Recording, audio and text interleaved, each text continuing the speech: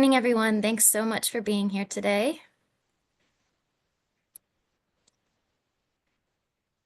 This is our call for community solutions hosted by the Forbes Funds and GPNP. For those of you who have not joined us before, our team has hosted these calls weekly since March of 2020 to provide nonprofits with critical resources and updates, a shared space to discuss challenges, a snapshot of relevant policies, and timely insight from subject matter experts.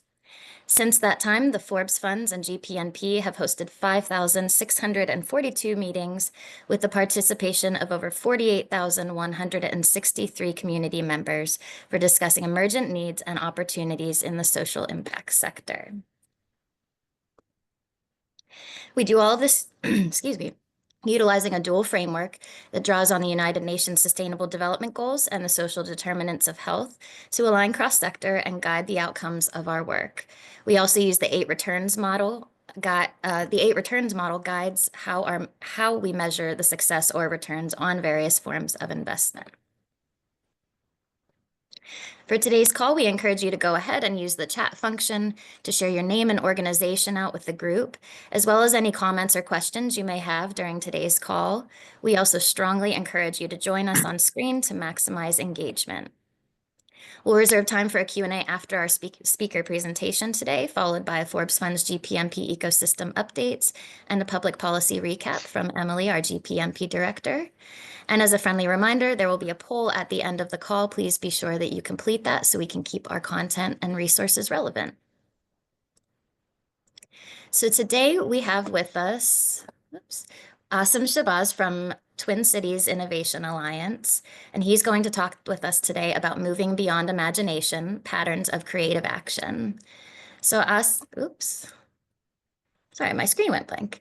Aasim is going to talk with us today about how we can accept and influence our realities. While imagination is helpful, what would it mean to take creative action? Liberation can be aspirational. What does it mean to harness the irrepressible human spirit to change the future? A lot of really great topics. I'm so glad you're going to be here today to lead this discussion. And a little bit about Aasim. He's a vision-driven technologist, co-founder, and president of Twin Cities Innovation Alliance.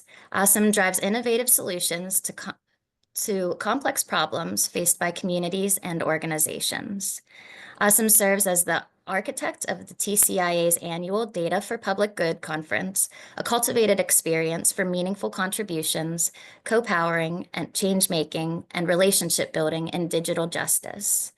Throughout his career, Aasim has contributed leadership by serving on various boards and commissions, including advancing Minnesota Equitable Light Rail Development, where he served as a founding co-chair of the Blue Line Coalition. Aasim is also lead innovator and steward leader of iAsk, a digital transformation company providing organizational agility solutions for enterprises across the globe. Aasim brings his experience as a visionary thought leader and certified scaled agile program consultant, Expert Agile, to support organizations in improving their value delivery from a people-focused approach.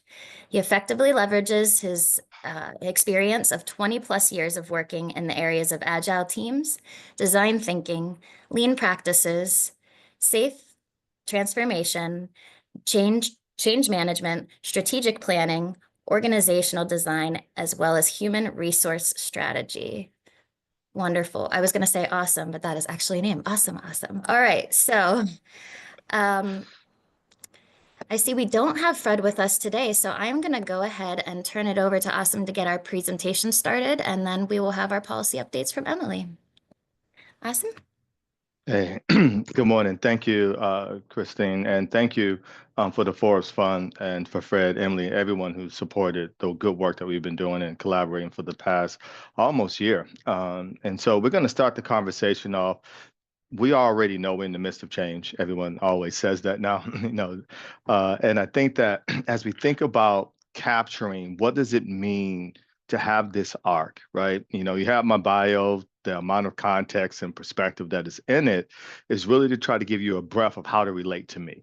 And so when you're thinking about creativity, you're thinking about timing, we really look at three things. We call it co-powering here at Twin Cities Innovation Alliance. And we got that name because we kept looking like, what are the points of entry where we're meeting individuals at on their journey? And how do you create a system that is dynamic, that allows us to be able to meet them, onboard them, give them what they need, meet them where they are, and help them shepherd towards the future? And so, how do we create those collective futures and the vision that allows us to see patterns and disrupt them when they are actually containing or constraining us and holding us back? And how do you do that and maintain stability? And so we had to work with these ideas and notions of where we want to go, the bigger grand vision. And behind me is the logo that we have. You see it behind me, and that is the conversational bubbles with the bridge that connects us. And we had to think about that. These are overlapping conversations with different shades and different ways of working.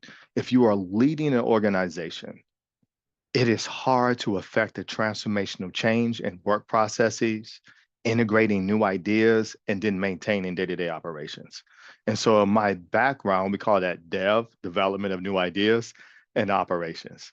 And in our world, we say that they're often competing. You got that one person who comes in, they got the big idea, and everyone looks and says, we do not have capacity for that. That would be great. But we don't have the budget for that. We don't have the experience for that.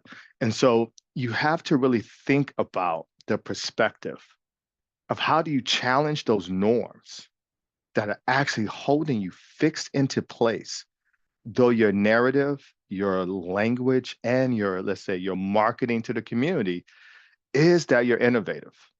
How do you do that? How do you bring that forward? So what we started to do at TCIA and in my other world is challenge the assumptions that we're carrying. We start with the language. We're using the language of liberation. What does it mean to you? We're using the language that we're transformative. What does it mean to you? What does it mean to our organization? What does it mean to our group? And we start to identify what people are. So when we talked about liberation, I was in San Francisco. There's a nonprofit dev summit hosted by Aspiration. And we're there and we're doing this conversation on liberation. When I asked everyone what does liberation mean, do they support it? Everyone raised their hand. When we started walking by for what does it mean to them to identify with liberation, everyone had a different off-ramp for what it meant to them in their work, in their life, the policies that they were advocating for. What does that win mean? And so we start to challenge the assumptions that we don't have this shared meaning, this assumption, because then we go past the reality of what we're looking for. Because if you don't know liberation when you see it and you keep using the word, you fail to contextualize it for people who may be able to identify, hey, there's a pattern of liberation that we saw over here. There's a pattern for economic freedom, right? If it's economic freedom, there's a pattern for economic justice. There's a pattern that we're seeing that if we're just stuck using the word does not equip everyone into the discovery of letting you know when we've actually gotten there. So how do we acknowledge that struggle of constant alignment between our ideals and the actual operation work that has to gain parity? And there's always that tension between those components. You got your everyday value-driven mission folk who are delivering the work. They're delivering the work every day.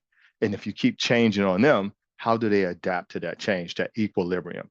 And yet they're the ones who actually can benefit if we get sustainable practices. And so disrupting those patterns of how we think and how we respond, we go back to the language. And we call it shared mission, right? Shared vision, anchored in a shared language that is derived through shared meaning. And once we have anchored on that, we hear what everyone's perspective is on the beach ball. A beach ball has many colors on it most of the time, but they're all connected.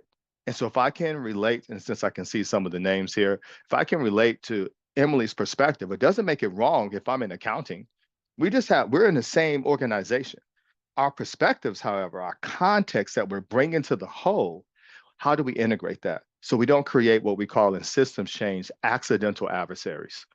And the accidental adversary means we have the same goal. the betterment of the mission of our organization. But the context from which we bring to it creates a pattern that actually has us actually working against each other. I have a new idea. Justin over here is always reminding me that we don't have the budget for it or capacity. And yet someone's saying we need this idea in order to affect change. And that tension can actually unravel organizations. It actually creates a negative energy if we don't learn how to discharge it and relate to the context of the whole. And so, how do we do that and acknowledging that struggle of alignment between our perspectives and where is that overlap?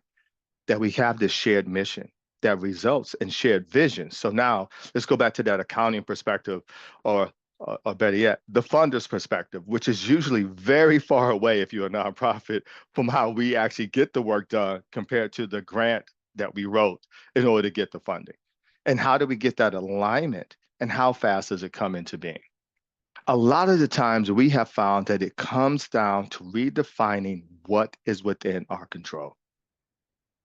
Our capacity to execute and implement, we can control that. We control whatever we put on the Gantt chart. If you use agile, if you use, these are terms, they're buzzwords, but they're also real terms. So if you use a Gantt chart, if you use agile or Scrum to manage your work, you can have this cone of certainty. We know when we're going to be on vacation. We know what we believe is the true behavior of the work that we want. What are those outcomes? What we do not control, however, we call that the uncertainty. And so the challenge that we say, I control my locus of control. What can I control? Right? You can come into the office, you have deliverables, half your team is out. Half the organization got wiped out by the flu.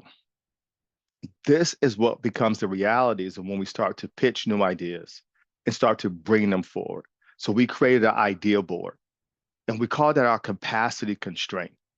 How do we start to operationalize, even as a small organization, between how much is operations and how much are we experimenting with new ways of working that allows us to integrate those changes and creating a feedback loop that allows us to do retros for which we can improve upon.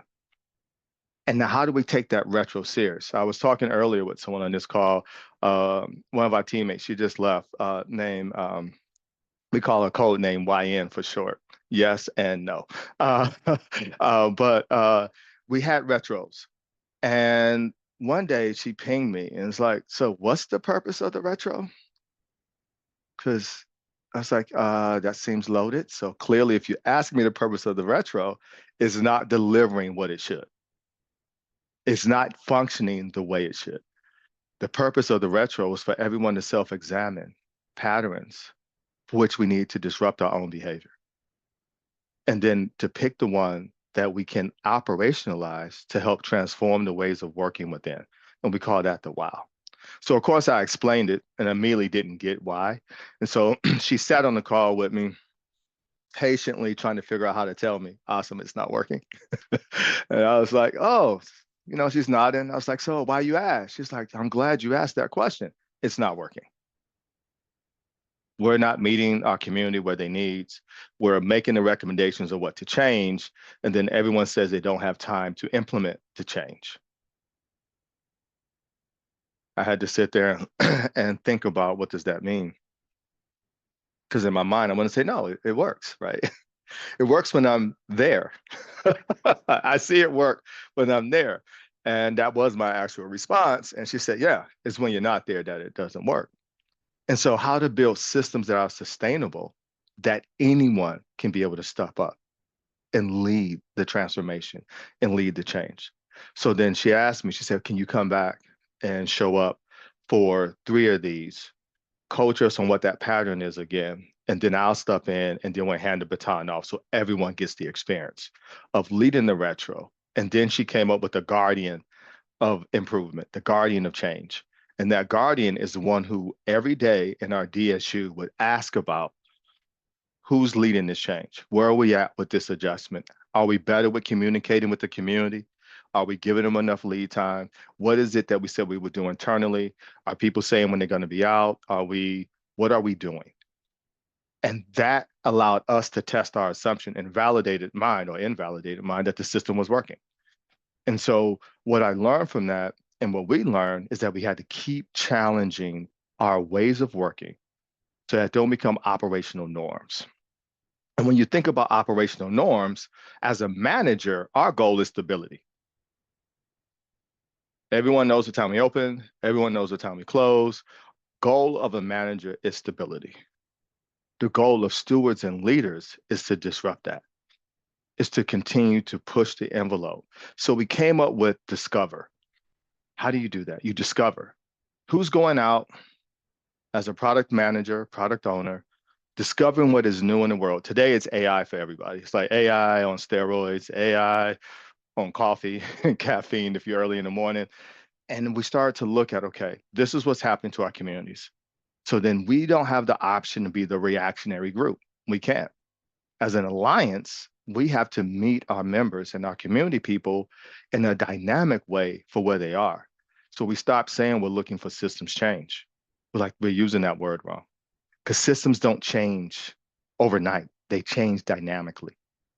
And so for people to right size their win, again, back to that liberation, what does it mean to be liberated? Having that shared meaning, how do you right size a dynamic change? When is it good for accounting in their world to have adopted the technology and the ways of working that they can use it versus the way that a field or a program manager would use it, right? Or a mission bearer? It's not going to look the same for everybody. And so it meant that we actually couldn't be efficient. We actually had to slow down and spend more time in conversation. And so then our organization started having, because we were online, and I don't know for some of you all, because of COVID, we went online. Some people came in, having went through college, their undergrad fully online for the most part. And so they didn't know what was happening in context if you were not in the meeting. What was happening if you were in the office, walking past one another, going out to lunch and having those adjacent conversations. So we had to look at our own pattern. And we realized that the tools that we were using were defining how we communicated with each other. And so then we had to step outside the box. Okay, now how do we break the tools so they don't become the walls that silo us and stop us from educating and equipping one another to be able to activate? And how do we do that? And so now we create this collab station, which is this broad room across teams. We use Teams at this moment in order for people to be able to come together and just sit there as if they were in the office. And people could just drop in and out, but it's always open. You don't need a meeting. You don't have to watch my red light, trying to wait to get a word in edgewise and seeing that I'm in an all-day meeting, but I'm really not because Teams says I am. My do not disturb comes on in Slack. And so thus you can't communicate with me because everything gets siloed. And we started realizing the break in that pattern and the conversation started happening internally. The assumptions started being challenged real time. And so the biggest challenge between dev, which is the development, and operations, development comes up with the new things, and operations is the integration. How do we integrate that across and then sustain it? And it takes courage to do that because one, it opens a feedback loop for failure, which is learning and those opportunities. So when you redefine what is in your scope, it's the active learning that everyone can take a part of. Number one. YN used to always started telling me, because at first they didn't give me feedback. She didn't give me feedback. She would watch my pattern. And then one day I made an idea. I said, hey, we should do, because I go out, get the ideas, bring them back. They go out, get them. I was like, we should do A, B, C, D, E, F, and G. And there was a pause and say, so when would you like this done? I was like yesterday? Is that the right answer? And because everyone had shifted to redefining their scope of their capacity, the team was able to push back and say, hey, Aasim, based on what we have on our flow chart right now for this work, this is going to happen downstream. Based on the feedback that we got from the community, there is no place for this to fit unless we're going to right size it. So what do we need to take off? Because we were trying to boil the ocean. There's so much that's going on where people have demands on what we believe and what they believe we can answer to. How do we start to say no to the right things and yes to the right things? And then how we balance the backlog of what that looks like. And so the pattern of energy, right? The energy to create, to bring into being we start focusing on the question, is it sustainable? Not to start something that takes energy to kick off. Is it sustainable? Because our original assumptions, and I was talking with Emily today, like when you have something that works, needs start to pop out of it organically that you never actually factored in your capacity for. And it could be a good thing. People like it, they have a better good demand for it, and more things start to grow as a result. And your capacity, when you actually laid that out, it did not exist. And so now you got work on top of work on top of work. And so then we changed one of our policies internally. Please do not tell us when you can take a day off. You have unlimited time off. Just let us know when you're going to take it and check out. If you need a half day for a mental break, just say, hey, I'm checking out and I've handed it off so people can continue to renew themselves within the work. Because to burn them out is to burn out the mission. We are the mission, we are the work. And so we started to realign that. To be liberated is not about being controlled and manipulated to get the work done. It's about the sense of agency and autonomy that we gave each and every last one of us. But even if it was me, and trust me, sometimes I'm like, you're taking today off? And I have to work on myself and right, because you have that autonomy. You've always performed. You've proven that you're good. Take that time. And so what I've learned about liberation and about being a steward. So in new places, I actually shift to being a steward. I use my title as a steward. When I came on calls, I stopped using my title and I started thinking about the value that I add. Who am I supporting? And in what context am I offering that support? If I'm only moving in my self-interest, and that could be of the org, if I'm using that as my self-interest, then I'm not moving in the interest of others. And so as a steward, we started looking at how do I synthesize and break the silos between us to activate, get the training and find information to educate and equip, and then let them have the autonomy to make the choices that they need. And so part of what I discovered in that, and for everyone on this call, is to manage the tension within myself, the tension within deadlines that we created, right? Redefining that control. We created the deadline. Why am I stressing over it? Right? Communicate the reality, because if you're not going to make it, you're still not going to make it if we don't change the date. So let's just change the date and set reasonable expectations. And then work with people on how to communicate that. We have a lot of good work out here that we need to do. And we have a lot of mission-bearing people who are doing that work with minimal support for renewal. And so being able to have this conversation, especially today, when you have so many inputs coming in, how do you minimize the reaction time? And so part of our conversation became internally. If you're all on my own social media actively, it's like, why do you all have all this energy all the time? And I'm like, because I don't watch the news. It's a product for anxiety. I don't do that. It's like, oh, I say, yeah, I'm not consuming. If I did, I probably would be just as affected because you need energy to bring about the transformation. And every day we're in a transformation. So then we stop using words internally like movement.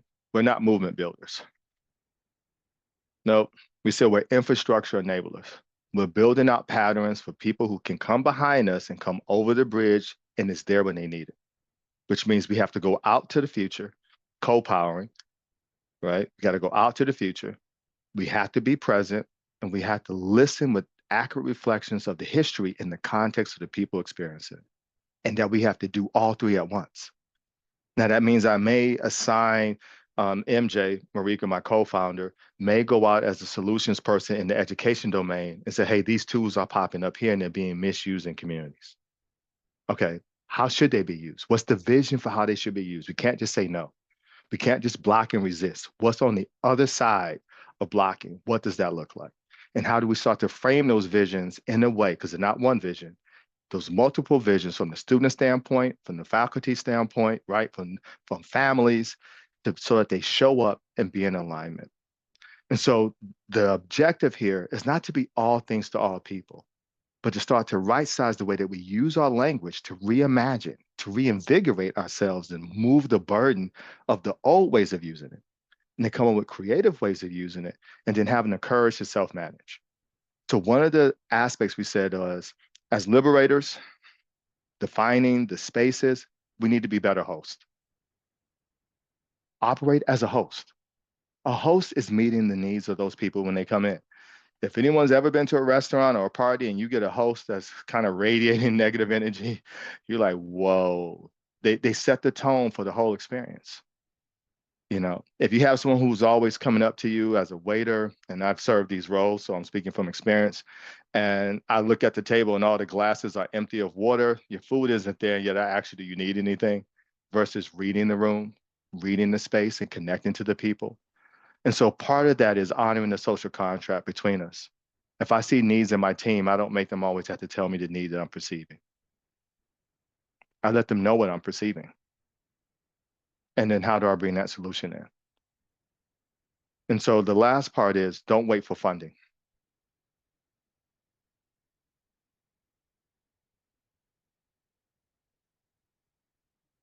That silence is important. When we started the Blue Line Coalition, there was no funding. We saw a need for the people to be organized around technologies and infrastructure that for the first time in this area, it was going to be built at scale and impact communities directly. And they were already behind the eight ball, but we were a group of people who had knowledge and insight in other jobs. So how do we come together and prioritize that? Understand your shared values and what that behavior means when working in collaboration with others. I don't know about you all, but I worked in coalitions and we watched them fall apart as soon as the money came, as if the mission did not matter. So we talk about how we manage scarcity and what does abundance really mean? And then how do we manage conflict? Ask that question when everyone's in a good space, because those conflicts and friction will eventually arise. That is how we develop sustainable movements. Sustainable movement as an activity and flow, and keep our energy up. And that means we have to let everyone else know and educate them that we're in this change together and embark on it and set clear milestones that can change as you learn. So they're not concrete, they're just clear. And then work to manage the cone of uncertainty. We don't have to have an answer for everything. Some of this we will discover together. But it takes our collective courage as an organization, within our families, within our peer groups, to be able to move it forward. Thank you for the prompt there. I always forget about this part. So then we created the data for public good. Thanks. Which we created as a cross-sector, international, national, and regional space that people from the business world, education, nonprofit, no matter what sector, artists, STEM, can come together and share their ideas. And then we work with them to how they launch those ideas. We created algorithmic improv for community members to get used to how to use technical jargon and language when speaking to policy members, because the language itself is intimidating. Remember that shared language piece? What does that mean? Our algorithm is a recipe, and every human being learns algorithms, patterns, just to even say if they're going to wear a raincoat today. They don't need the weather person to tell them it's not going to rain if they see clouds. They'd be like, yeah, I hear you, but you have the only job where you can be wrong 85% of the time and still keep it. So I'm going to grab my raincoat and grab my umbrella because I see a pattern. And so how do we own that sense of seeing that pattern? So Data for Public Good, which is in July, the 15th, the 16th through the 18th in Minneapolis, started to become that place online originally because COVID disrupted the pattern. And so now we're back in person. Create platforms within our communities to get out of our silos, like this conversation here that the Forest Fund has created, to bring us together, to find out what's actually happening in spaces that shifts our contextual reality. How do we address using the same language that no longer has the same meaning because we're not responding to that language anymore? Our mission has grown old and static. Everyone can recite it, but no one believes in the action that's supposed to produce the mission. And so Data for Public Good focuses on Afrofuturism. We focus on futures. We established a book club so you can start to create this poetry, this language that infuses it. And then we looked at what is true liberation of the human spirit. And then I did some work and I looked at it. I'm from those who are the descendants of those who were enslaved. Some of us are folks who are indigenous and are living in unceded territory, and they have experienced some people have experienced different forms of oppression in their life. Whether you're from Anglo-Saxon time and overseas in Europe, there were patterns of oppression that we've all in our history have had to put up with. Our imaginations is about imagining what is possible, though it is not present. Creativity is the act and the will and the courage to act on that imagination and bring it to fruition. And know that it's not going to be an immediate return. A lot of mission work was done by folk who never imagined that they would see it. They were working for those behind them. And so a friend of mine once told me last week, he said, if anyone has the term activist as a job description, they're not an activist. I was like, ooh, you're not going to make a lot of friends. I said, explain to me what that means. He was like, because we all have the power to be activated without money. If someone can take your job and you no longer an activist, then you're not an activist. You're an employee being paid to provide a service. He said the suffering in Selma and was a year, not a one-day boycott. We forgot what it means to pay a price to get the freedom to create the job, right? You quit your job, not knowing if your business is going to work. You go to college, you take these risks, these insurmountable risks. Well, we're all taking risks. So how do we support each other in taking those risks to build the futures that we want? And then data for public good in places like this, the Forbes Fund, these conversations is how we share our experience. So then that way people taking the risk doesn't stumble over the same stumbling blocks that we made. So with that, I'm gonna bring that to a close and hopefully have time for some Q&A and being able to address it and go more in depth because I had 10 pages of notes and I covered 2 of them. So I appreciate you all. Thank you. Thank you so much. So many good things to think about. I'm really happy to hear about this. I'm going to turn it over to the audience first for questions. Let me look through here. Do we have any questions from the audience?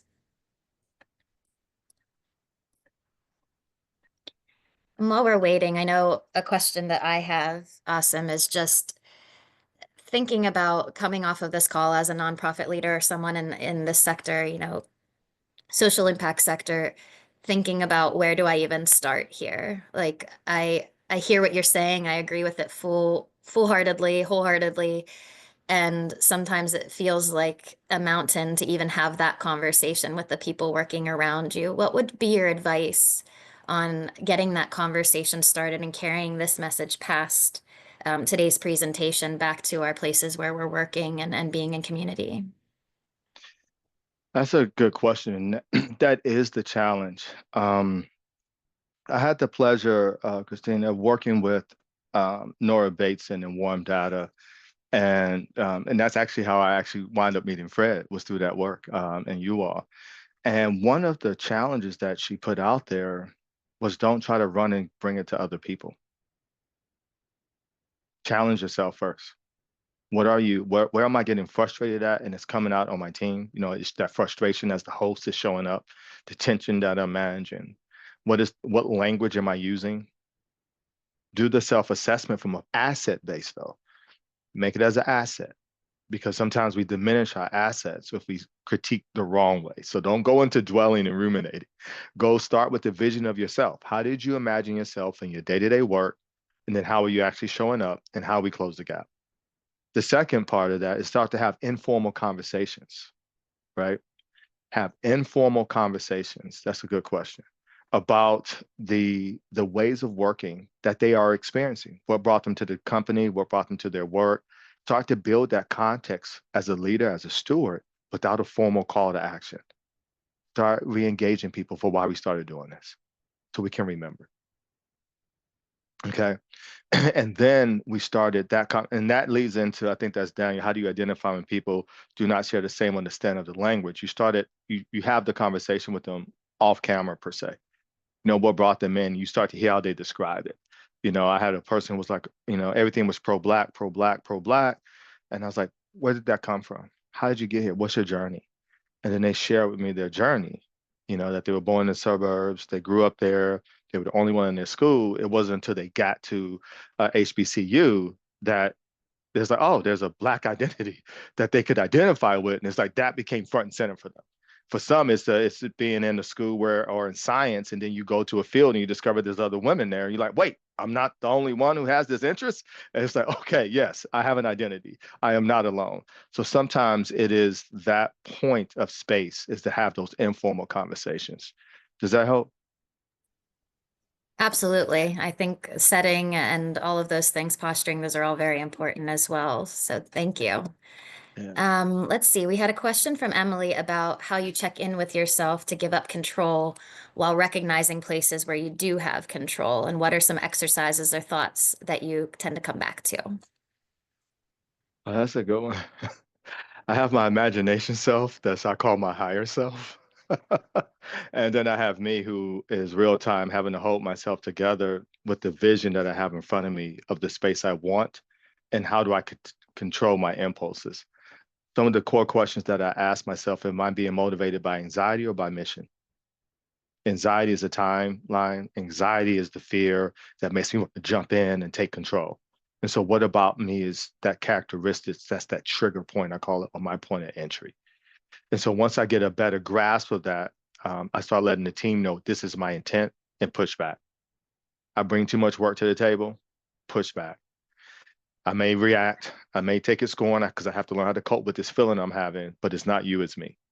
And so start that small sliver slice. Don't be overly ambitious. Look at the pattern, find out what your trigger is. Is it my anxiety? Am I passionate? And am I anxiety and I'm calling it passion? Or I'm just passionate about the work, but really I'm anxiety about failing. The funders are on our necks. We're 3 weeks behind. We're 2 weeks behind on marketing. And I really want to blow up.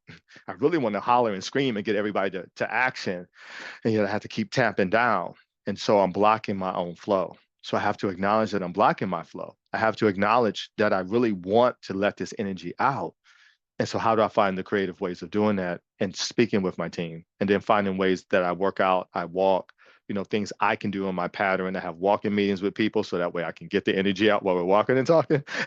So, and sometimes that is with my headset on outside, so I can hear. And the first thing I do is I don't lead in. What are you experiencing? Is my question to them. Tell me, what are your blockers? What are your impediments? And we have that call every morning. In Agile, it's called a DSU. What are your impediments? What are you committing to today? So things don't slide off the rails weeks down the road.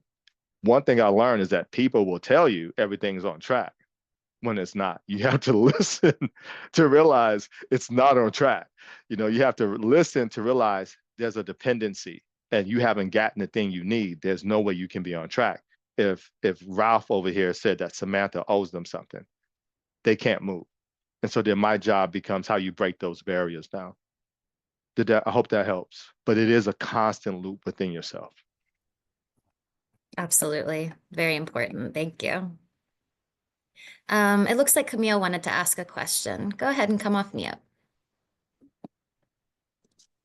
Hi, everybody. And Austin, this was really good. This was really great.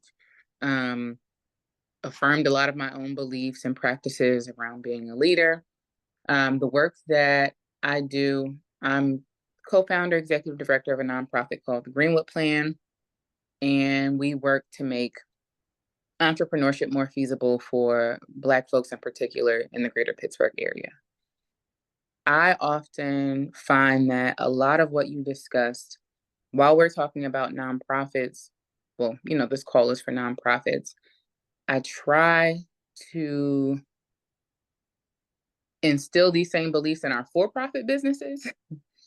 Have you had any experience with really communicating to this concept to folks in the for-profit sector and understanding to them how it is also lucrative and beneficial to empower your staff in this way, to have unlimited vacation time, right? But just because the way that business works in this country is through a capitalistic lens and time is money, right? So people taking time off takes money away from all that good stuff. Have you had any experience with communicating that in the for-profit sector? Is it Kamala or Camille? Camille. Mm-hmm. Camille, that's a good question. And it's a tricky one. And actually, I'm reverse engineered. I started in for profit. I actually still have clients Mm-hmm. in that space. At my Data for Public Good, people showed up from my business world, and because it's on my LinkedIn, and I was like, I had clients in there. I was like, I did not expect to see you here. Mm-hmm. And they were like, well, it resonated. But it Right. starts there. A lot of these techniques are in the for profit world. Right. Okay. Not to Yeah. be motivated by money, Right. but to motivate it by motivation, intrinsic motivation. That's Daniel Pink has a book on that. But how you operationalize that for entrepreneurs is that a lot of times because I coach a lot of entrepreneurs, startups, and product management and development. It's a very self-centered thing at first. You're It's your right. baby. It's Mm. it's it's the thing you're trying to protect. And anything I started learning, I got the most pushback when I was giving feedback on how they could critique it and make it better. I was just speaking to someone the other day in Europe. There's this new AI platform. Y'all don't know about it yet.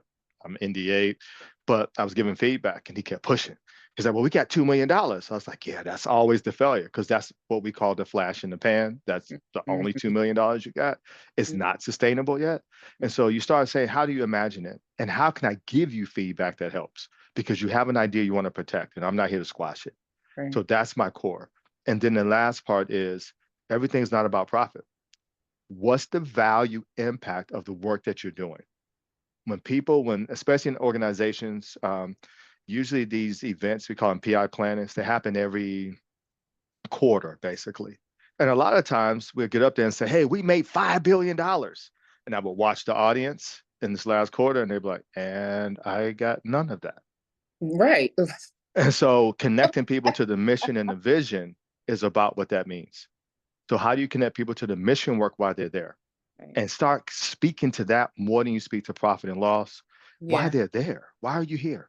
If someone says I'm here because I couldn't get a job, they'll say, so how do we make this the best job that you can get, that you got, and take that energy and move it forward, but to continue to have that conversation. Yeah. There's I think there's also there's some trauma, like financial trauma that has to be addressed for my particular audience when we talk about, Yes, right? yes. So that's another thing that I can kind of try to figure out how to communicate. But yeah. I'm gonna say I'm pointing like I can see you. Uh, But yeah, you can. I've been having that conversation, yeah, recently. And I've been asking what is their relationship with money if they're Mm, startups? yep. Are you doing this and about to run out of money? Because if you're about to run out of money, you're doing this because you quit your job, you quit it prematurely. Yeah. And so how do you keep the itch to want to do this thing when it cannot support you and keep it as a project that you can scaffold slowly?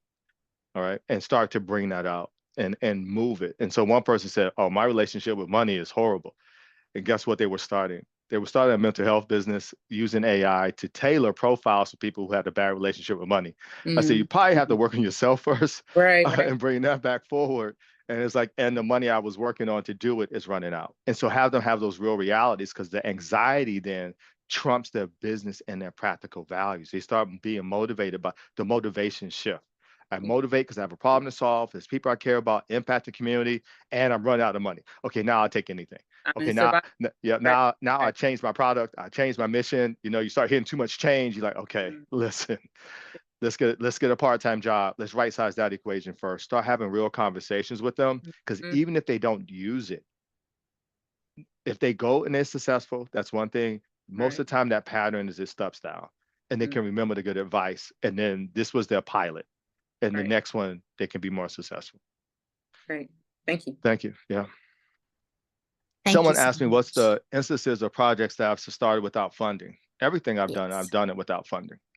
Literally, the digital transformation company, you develop patterns. It's a fee for service because it's a consultant.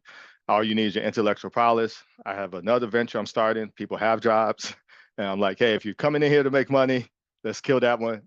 That may not happen, and you start out from there. You find motivated people. And then what were the ways that to keep the momentum? We set visions and milestones.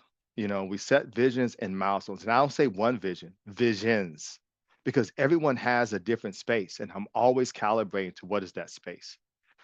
And then I don't oversell.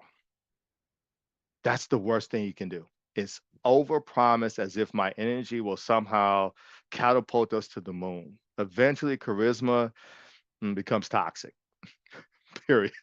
You start shape shifting and people hear it. And so I stay away from those patterns that can do that. So we are focused on value proposition. We're focused on the value. We say that the money and return on investment is a lagging indicator. So what are those early indicators that we can look at to say that the people want this, the people benefit from this? And now how do we tell that to funders?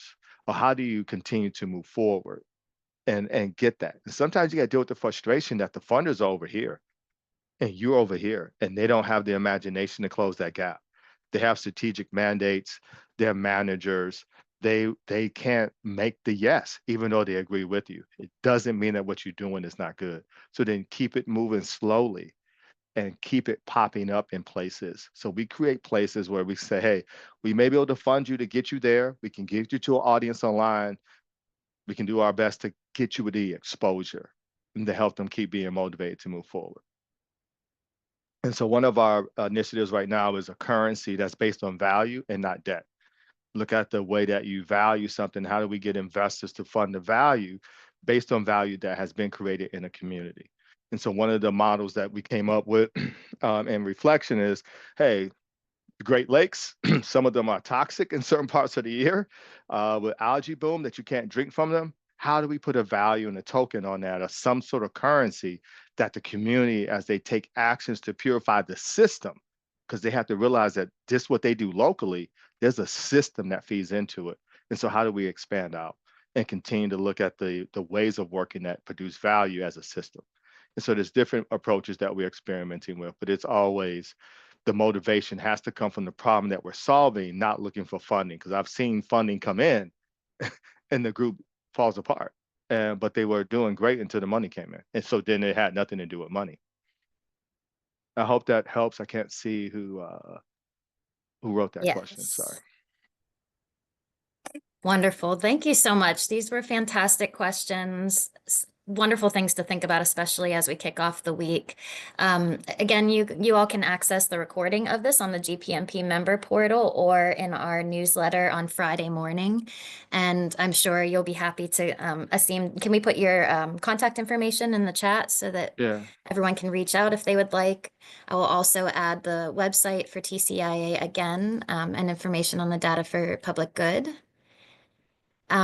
Wonderful. I feel like we have so much more to talk about. This is a great starting point. Thank you so much for sharing your insights. And I'm going to pass it over to Emily for our policy updates. Thank you all Thank for you, having me. Aasim. See you. Thanks everyone for your questions.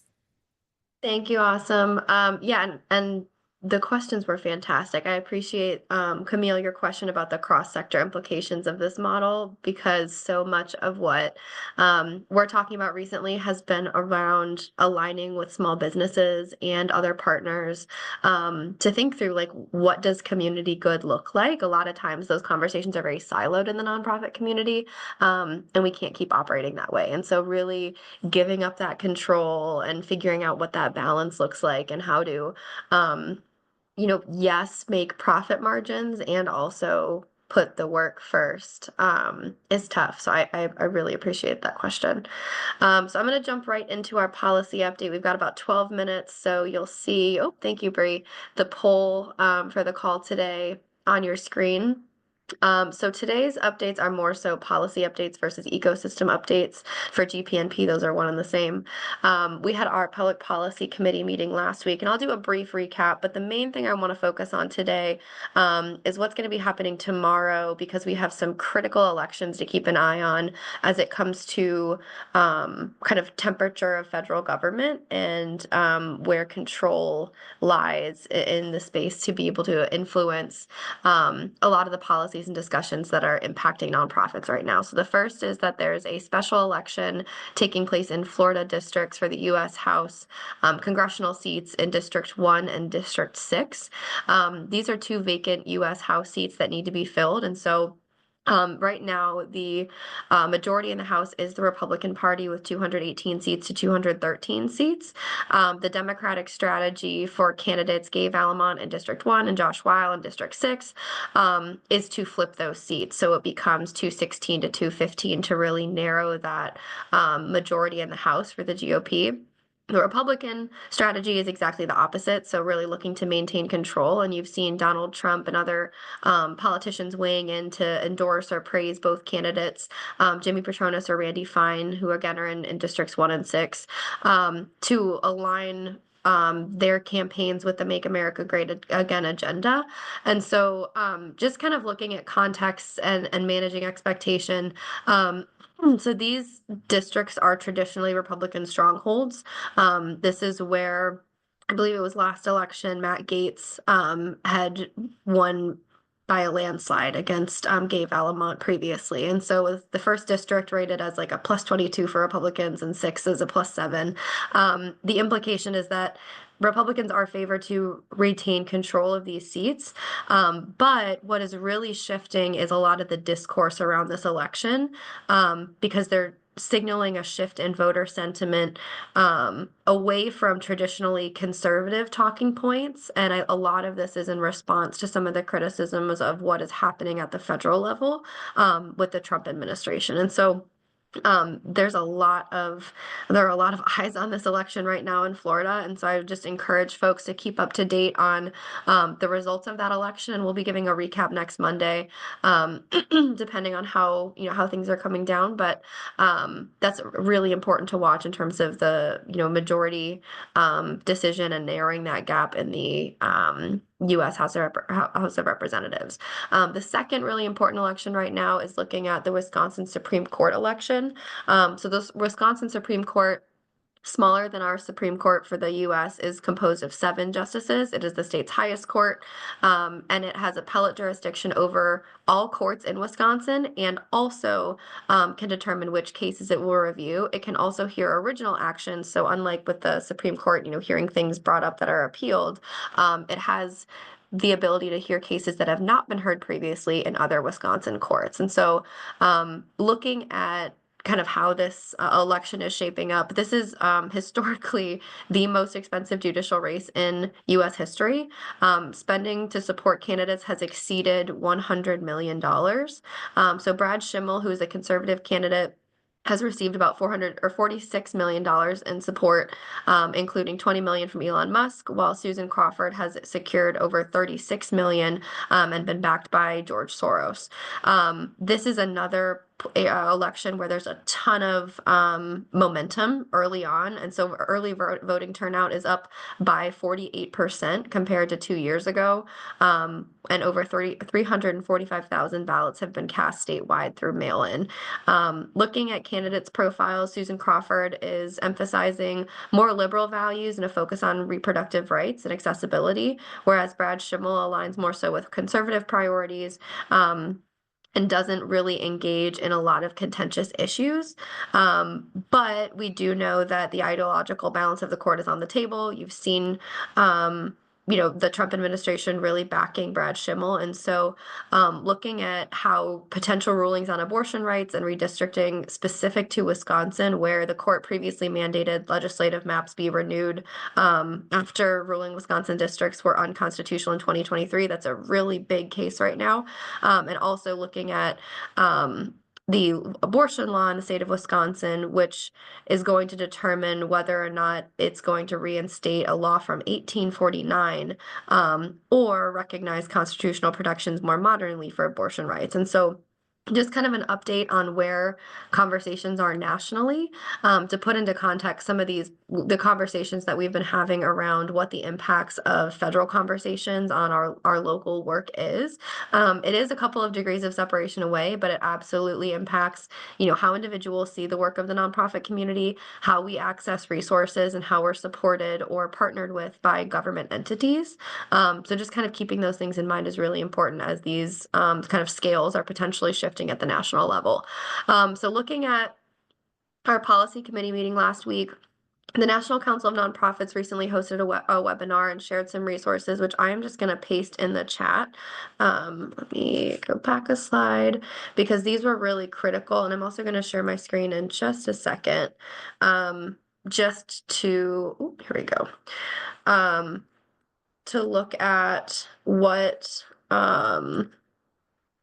resources were shared during that call, because it's a good thing to keep in mind. There's a really great script that the National Council of Nonprofits shared for reaching out to elected officials, and how to do so in a way that is really emphasizing educational and informing outreach versus looking at, getting into that, the words around lobbying. And so there were some really great slides that were shared that, again, I'll link in the chat, that were How to call your members of Congress, mention that you are a constituent and ask to speak to the tax staffer or a specific staffer and follow the scripts that they're giving in this presentation. The main conversation taking place right now that is impacting nonprofit organizations is looking at, oh, here we go. Sorry, I forgot to share my screen switch. Is looking at Medicaid, and making sure that support for Medicaid, which supports, over 41% of births in the United States, either in full or partially, and affects a lot of the individuals that nonprofit serves, and also our funding to continue doing our work, is really critical. And so using resources like what NCN provided last week is the quickest way to jump into these conversations in a way where you're feeling empowered and informed and able to participate, versus wondering, what the right thing to say is at the right time. And so I did want to just share that resource. And then additionally, looking at how we can monitor the effects of executive actions. I'm seeing a lot of organizations feel the need to analyze and follow these policies kind of like internally, dedicating staff time. There's a ton of information, again, that the National Council has made really accessible, to figure out how you can stay up to date on the information that's most relevant to you, and also provide these summaries that are looking at FAQs related to relationships between nonprofit organizations like yours and, local, state, or federal government, where we know that funds have been impacted, and they just have a really great repository of resources. And so I'll be pasting these links in the chat, and also to go with the PowerPoint where, reaching out to your elected officials as a constituent, as a provider of services to constituents or their constituents. This is really critical to be able to build that, or to strengthen that muscle and really get comfortable reaching out on the issues that are most important, not only to your organization as a nonprofit looking to maintain support, but also for those that we're serving day to day. And then looking at just kind of a review of the policy shift around federal funding. I just wanted to recap this from last week. So this is an issue that we're going to have to keep an eye on, because it's not only transit and infrastructure and climate projects. A lot of states, kind of responding to the shuffling that's happening in the federal government, are attempting to reallocate specific funds, in this case, for Pennsylvania, federal highway funds, towards public transit or a specific project that could be supported by funds from another bucket. However, the Trump administration has threatened to cut federal funding in response to these shifts, again, specifically for Pennsylvania in these cases.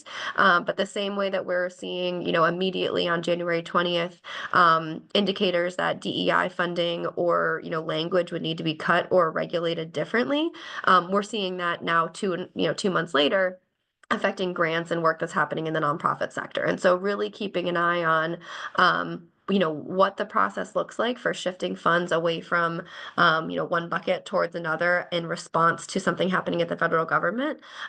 This is really kind of limiting the courses of action that organizations and states can take to meet needs of constituents. And so this is an ongoing issue, where not only specific buckets of funds are being cut, but kind of hands are being tied in response to efforts to be creative and fund things differently. And so the impact on nonprofit organizations is that for any organization advocating for sustainable transportation in Pennsylvania and environmental initiatives is likely to face challenges due to potential funding cuts. And again, responses or reactions to efforts to move that funding, but also on a broader scale, looking at how funding is being shifted around to respond to and kind of set organizations up to meet services and meet needs differently, is facing some backlash, from the Trump administration. And so, yes, specifically in Pennsylvania, looking at reallocation of federal highway funds, but more broadly, keep an eye on federal and state negotiations regarding shifting funding, and keep on the advocacy efforts to make sure that we're supporting these initiatives and the spending of funds that make such a difference in the lives of the people that we serve. Also looking at what on March 24th, with the passage of the continuing resolution, we know that it was kind of a stopgap measure. And so looking at new funding or cuts until a full budget is passed, there are a lot of programs that are going to be remaining funded at prior year levels, and it's going to delay expansions, and we might expect cuts as well to specific programs. And so looking at planning for nonprofits, looking outside of federal grants, especially in health, education, and housing, is the best kind of course for sustainability right now. And again, this is all in the context of that general uncertainty where we're not sure if, a full year of funding is going to be passed in the summer because May is the next series of dates that we're looking at, or if we're going to see more continuing resolutions and continuing to keep nonprofits, government contractors at previous rates, which we know don't meet need, and also unable to plan for how to project future reimbursement, since we know a lot of organizations that get government funding do the work first and then rely on a reimbursement. And so this is likely to disrupt program delivery. If you have not been in communication with a program manager or a grant manager from a funding agency, reach out as soon as possible to see how this is going to affect not only your funding now, but future fundings as that budget has continued to be either pushed through the stopgap measures and continuing resolutions or fully funded. And then looking at a full funding bill, there are 60 votes needed to pass any budget-related legislation. Without reconciliation, I'll go into next week, that kind of scenario and what that would mean. But if the votes, if 60 votes are needed to pass the budget-related legislation, Republicans do not control 60 seats in the Senate. They hold a narrow majority and are close to a 50-50 split.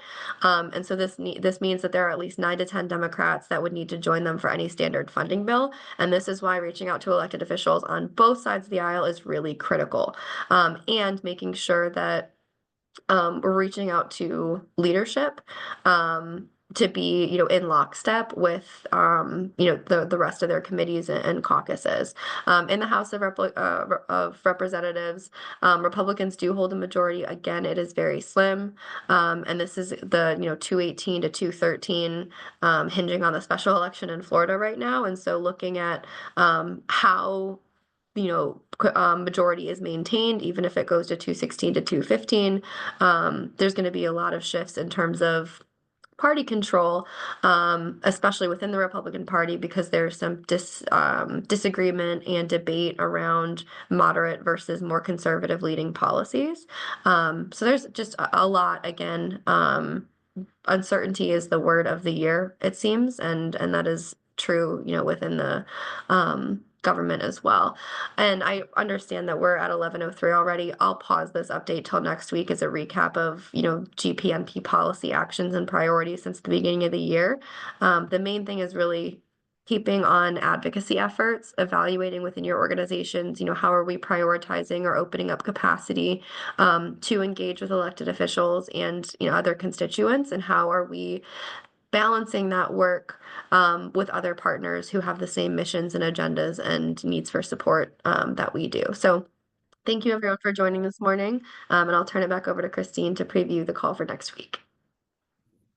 Wonderful. Thank you so much, Emily. Thank you all for joining us. It was a wonderful conversation.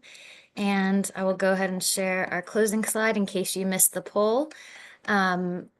But yeah, so next month we have coming up Community Forge. We have Pittsburgh Foundation's Beth Mellon talking about 1099. So got a lot of good information coming up. We'll be glad to have you all. Have a great rest of your week, and we'll see you on Monday.